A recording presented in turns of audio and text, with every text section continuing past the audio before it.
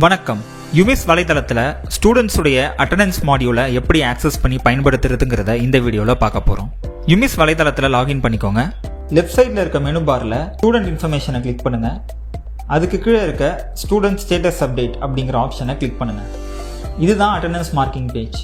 இதில் உங்களுக்கு தேவையான academic year, course type, course category, course ஸ்பெசிஃபிக்காக எந்த பிரான்ச், எந்த இயர் அப்படிங்கிறத செலக்ட் பண்ணிக்கோங்க.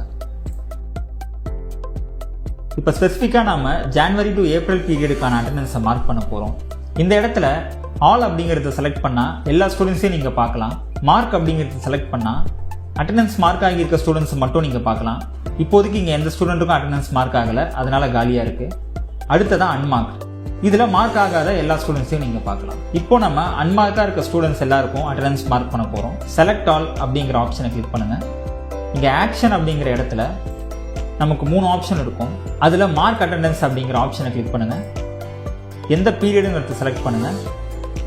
அப்டேட் அப்படிங்கிற ஆப்ஷனை கிளிக் பண்ணுங்கள். இங்கே ஒரு ஃபைனல் கன்ஃபர்மேஷன் மெசேஜ் கேட்குது. ஒன்ஸ் இதை சேவ் பண்ணிட்டா அதுக்கப்புறம் அதை அன்மார்க் பண்ண முடியாது. சேவ் பண்ணிக்கலாம். இப்போ நீங்கள் பார்க்கலாம், அன்மார்க் காலியாக இருக்குது. மார்க் அப்படிங்கிற இடத்துல எல்லா ஸ்டூடெண்ட்ஸும் வந்துட்டாங்க. இப்போ அடுத்ததாக எல்லா ஸ்டூடெண்ட்ஸும் செலக்ட் பண்ணி move to next academic year அப்படிங்கிற ஆப்ஷனை கிளிக் பண்ணுறது மூலமாக இந்த ஸ்டூடெண்ட்ஸ் எல்லாரும் அடுத்த அகாடமிக் இயருக்கு மூவ் ஆவாங்க. அப்டேட் அப்படிங்கிற ஆப்ஷனை கிளிக் பண்ணி சேவ் பண்ணுங்க. இப்போ கடைசி ஆப்ஷனையும் பார்த்துடலாம்.